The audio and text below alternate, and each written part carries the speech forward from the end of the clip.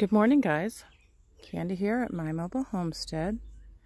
So I just want to, pay a little respect, thanks, homage to the one person, but one of many, that helped make this happen.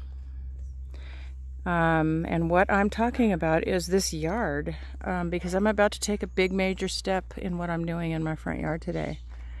And I have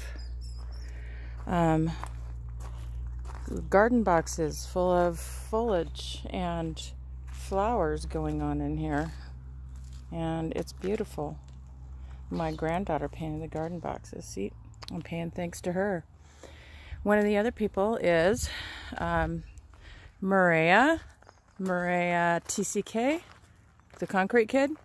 She came over here and did like woofer stuff, kind of wannabe woofer, I guess. I mean, she was like a woofer, but I don't know if I could qualify for like woofer help. And she wasn't technically a woofer, but she came over here and only wanted to be able to come if she could help.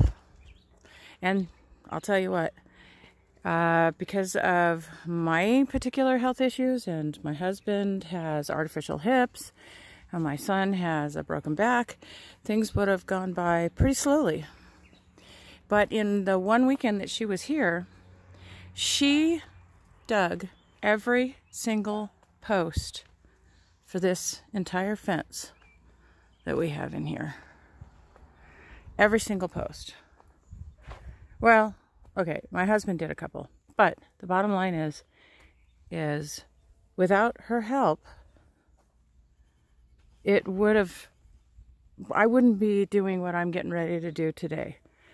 So I've already moved forward with some plants. I have my front flowers. I have my rosemary and my sunflowers. And unfortunately, because we have a short growing season, we really don't have a lot of time that I can get started. I couldn't get anything in until early June this year because of all the frost we had. And unfortunately, my artichoke is kicking the bucket. Bit sad about it. But one of the disappointing or difficult things about this whole gardening thing is being able to, with my sun aversion, to stand out in the yard and water my stuff. And more than 50% of my stuff needs to be watered from the roots. If you water them on the leaves, you can cause all kinds of, powdery mildew and diseases and whatnot. So what I'm doing is, drum roll please, I am setting up a drip line system. So some of it's going to be, hold on a second here and get it out.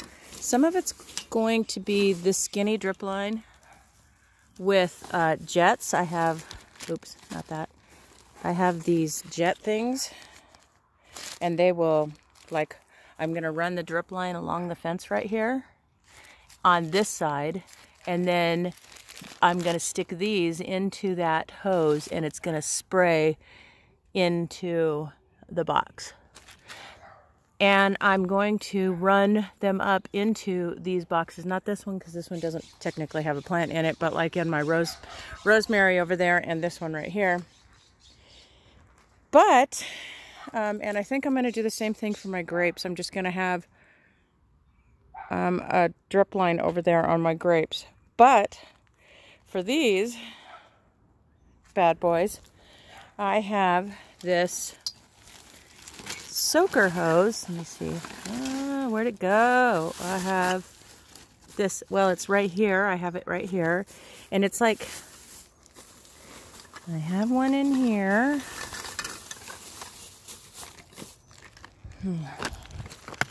It's not the fat stuff. It's 1/4 inch. Can you turn it around? It's 1/4 inch. Soaker hose, and this is so durable. I have it in my raised garden beds, and I used the fat soaker hose, and that stuff this is from the fat soaker hose, and this one is crap.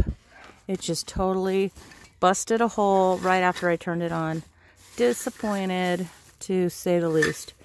So today I'll be putting in this system. So I have to take long pieces of this, and I have to put couplings on the end so that I can screw it into the spigot.